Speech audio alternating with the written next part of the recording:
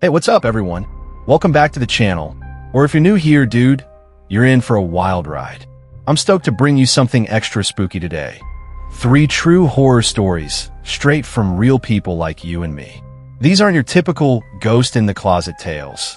These are the kind of experiences that hit you in the gut, make you question everything, and stick with you way too long. I've got chills just thinking about them, man. We're talking 3 totally different vibes here. One's in a quiet suburb, another's on a lonely road trip, and the last one's in a place you'd least expect. Each one's got a twist that'll mess with your head. I'm still shook from reading these submissions. They're told straight from the source, in their own words, so it's like we're just chilling, swapping creepy stories over a late-night coffee. Fair warning, this is a long one, about an hour, so grab a blanket, turn off the lights, and stick around till the end. You won't see these twists coming, I promise. Oh, and if you've got your own freaky tale, drop in the comments. I read everything. All right, let's get into it. First up, a guy named Ethan with a night he'll never forget. You ready?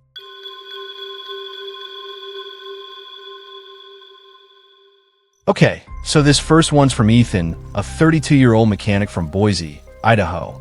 Ethan's your classic chill dude. Loves tinkering with cars, cracking a beer after work, laid back but sharp, you know? He lives in this quiet little suburb, a 1-story house with a decent backyard, nothing fancy.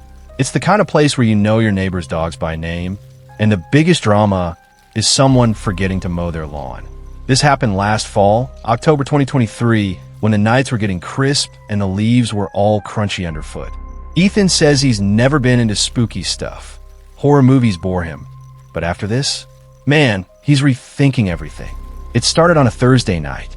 Ethan was wiped from a long shift at the garage. Some jerk's transmission blew out. Took him hours to fix, so he crashed on the couch with a bag of chips and some Netflix. His backyard's right outside these big sliding glass doors, and he usually keeps the blinds half open to let in some moonlight. Around 11 p.m., he's half asleep, scrolling his phone, when he hears this sound, like a twig snapping, sharp and quick from the yard. He figures it's a raccoon, or maybe the wind knocking stuff around. Normal suburb noises, right? But then it happens again, closer, like something's brushing the grass right by the deck. He sits up, rubs his eyes, and glances out. Nothing. Just shadows from the oak tree swaying a little. He's about to shrug it off when he hears it, a low whistle. Not a bird, not the wind, but a human whistle, slow and deliberate, like someone's out there messing with him. Ethan's heart does this little jump, but he's like, nah, dude, probably a neighbor. He gets up, slides the door open a crack, and calls out, "Hey, who's there?" Silence. The air's cold, smells like damp leaves, but it feels heavy, you know? He steps onto the deck, barefoot, squinting into the dark. The yard's empty, fence, shed, that old picnic table he keeps meaning to fix. He shakes his head, locks the door, and heads back to the couch. Probably nothing. Next night, Friday, same deal. He's home late, chowing down on leftover pizza, when that whistle cuts through again, closer this time, right by the glass. He freezes, slice halfway to his mouth. It's not just a sound now. It's a tune, faint but clear, like some old folk song he can't place. He yanks the blinds shut, heart thumping, and yells, "Cut it out, man." Nothing answers. He checks every window, locks everything tight, even grabs a baseball bat from the closet. No whistling after that, but he barely sleeps, jumping at every creak in the house. Saturdays when it gets bad. Ethan's off work, so he's up late gaming. Call of Duty, headset on, totally zoned out. Around 1 a.m., he pulls the headset off to grab a drink. And there it is, footsteps. Heavy, deliberate, crunching the leaves in his yard. Not an animal, too steady, too human. He rips the blinds open, and that's when he sees it, a guy. Tall, lanky, standing dead still by the shed, maybe 20 feet away. No face, just a dark silhouette against the moonlight. Head tilted like he's staring right at Ethan. No whistle this time, just silence, thick and suffocating. Ethan's gut drops. He bangs on the glass. Get the hell out of here. The figure doesn't move, just stands there, watching. Ethan bolts to grab his phone, hands shaking, ready to call 911. He glances back. The guy's gone. Not running, not hiding, just vanished. He checks the yard with a flashlight. Nothing. No footprints. No broken branches. Nada. He's freaking out now, pacing, wondering if he imagined it. But he knows he didn't. He barely sleeps, bat by his side, ears straining for any sound. Sunday night's the kicker. He's on edge, blinds shut, lights on, trying to convince himself it's over. Around midnight, he hears it, not outside but inside. A whistle, soft and slow, coming from the kitchen. His blood turns to ice. He grabs the bat, creeps down the hall, heart slamming against his ribs. The kitchen's empty, lights off, fridge humming normal. Then he sees it. The sliding door is unlocked. He knows he locked it, checked it twice. On the glass, smudged in the condensation, is a fingerprint. Not his. Too big, too long. He calls the cops, but they find nothing. No prints to match, no signs of a break-in. They say maybe it's a prank, but Ethan's not buying it.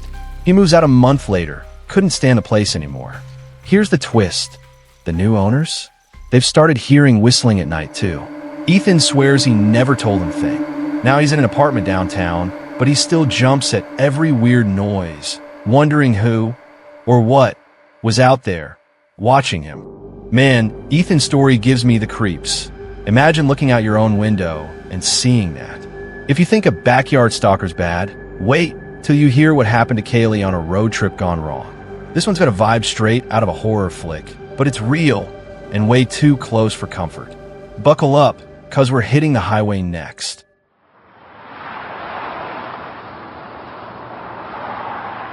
Next up is Kaylee, a 22-year-old barista from Tucson, Arizona. Kaylee's a free spirit, pierced nose, dyed pink hair, always chasing adventures with her beat-up Toyota Corolla. She's the type who'd blast Paramore and sing at the top of her lungs, windows down, no cares in the world. This happened in June 2024 when she decided to road trip solo to visit her cousin in Vegas. It's about a 5-hour drive through desert nowhere, cactus, sand, and those endless straight roads that mess with your head. She left Tucson at dusk, figuring she'd beat the heat and roll into Vegas by midnight. The drive's chill at first. She's got her playlist pumping, sipping an iced coffee, the sky turning this insane purple-orange as the sun dips. Around 9 p.m., she's halfway there, cruising past mile marker 93 on I-10 when her gas light blinks on. No biggie. She'd scoped out stations online, knew there was one a few miles up. Sure enough, she spots a flickering neon sign. Lucky 7 gas and snacks. It's this run-down joint, peeling paint, one pump flickering like it's on its last legs, a dim light buzzing over the door. Looks sketchy, but she's low on fumes, so she pulls in. The place is dead. No cars, no people, just the hum of the desert and that buzzing light. Kaylee hops out, stretches, and starts filling up. The pump's slow, clicking like it's mocking her, and the air's got this weird stillness. Too quiet, even for the middle of nowhere. She glances at the little shop, grimy windows, a faded open sign, and figures she'll grab soda. As she's locking her car, she hears it, a low groan, like metal scraping from behind the station. She freezes, peering into the dark. Probably just the wind, right? But it comes again, sharper, closer. She shakes it off, heads inside. The clerk's this old guy, leathery skin, gray stubble, staring at a tiny TV playing static. He barely looks up as she grabs a Coke from the fridge. The shelves are half empty, cans dusty like they've been there forever. She's at the counter when that groan hits again, louder, right outside. The clerk doesn't flinch, just mutters, "Wind's bad tonight." Kaylee nods, uneasy, pays, and bolts back to her car. Gas is done, so she's ready to peel out. But as she's buckling up, she sees it in her rearview mirror, a figure. Tall, hunched, shuffling out from behind the station, dragging something heavy. A shovel? A chain? Too dark to tell. Her stomach drops.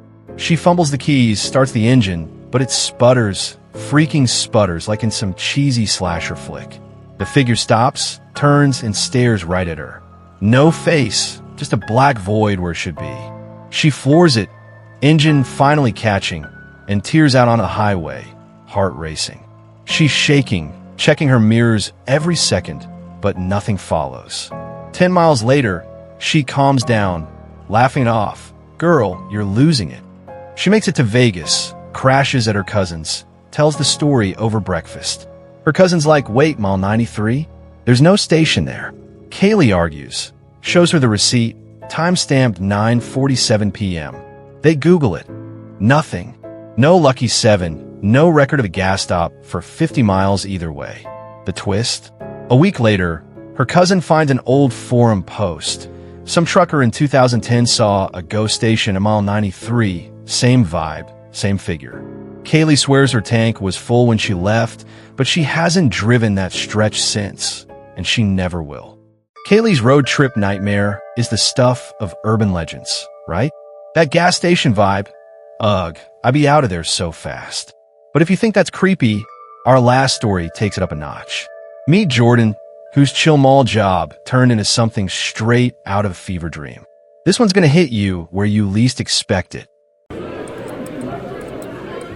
Last up is Jordan, a 19-year-old college kid from Raleigh, North Carolina. Jordan's your typical broke student.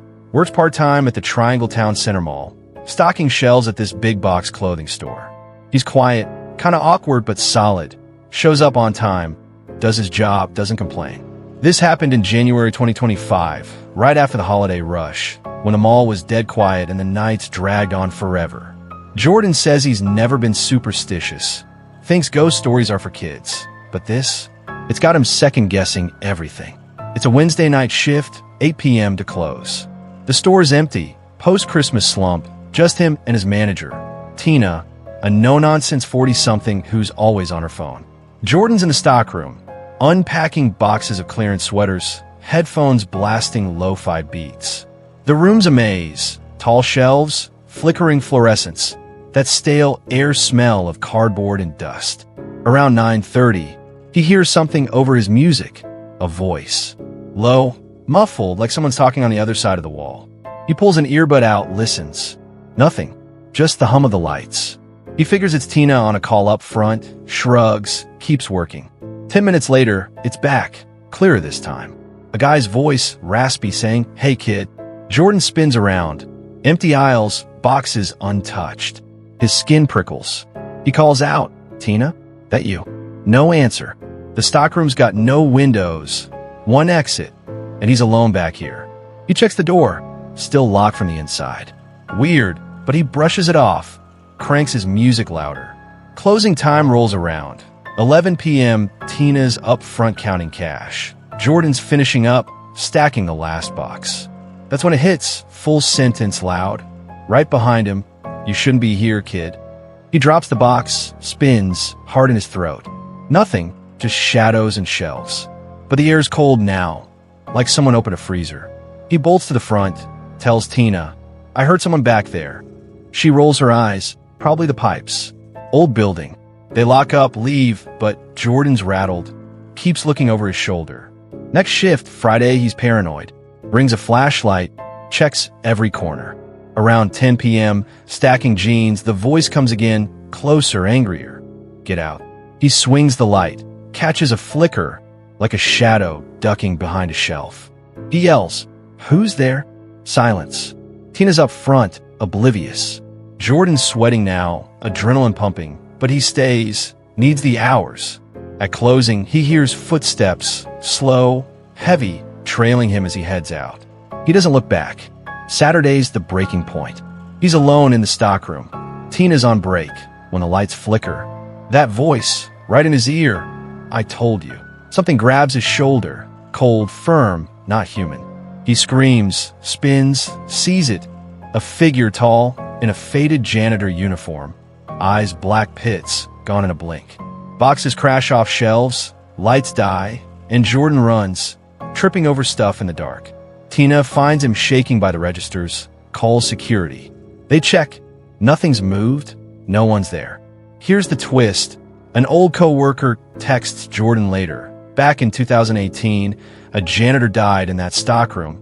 Heart attack. Body found days later. Jordan quits the next day.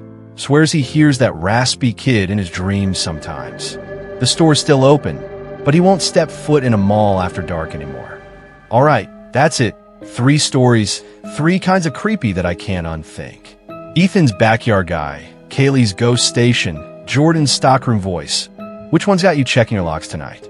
For me, it's gotta be that janitor vibe. Imagine hearing that at work, man. These came straight from you guys, real experiences that hit different cause they're true. If they freaked you out, or if you've got your own story, drop in the comments. Seriously, I want to hear it. Which one's the worst? Let me know. Smash that like button if you're still shaking. Hit subscribe, ring the bell. Don't miss the next round of nightmares. Share this with your crew. See if they'd survive Ethan's yard or Kaylee's highway. Thanks for hanging out through this whole hour. You're the real MVPs. Sleep tight, but maybe keep a light on. Yeah? Catch you in the next one.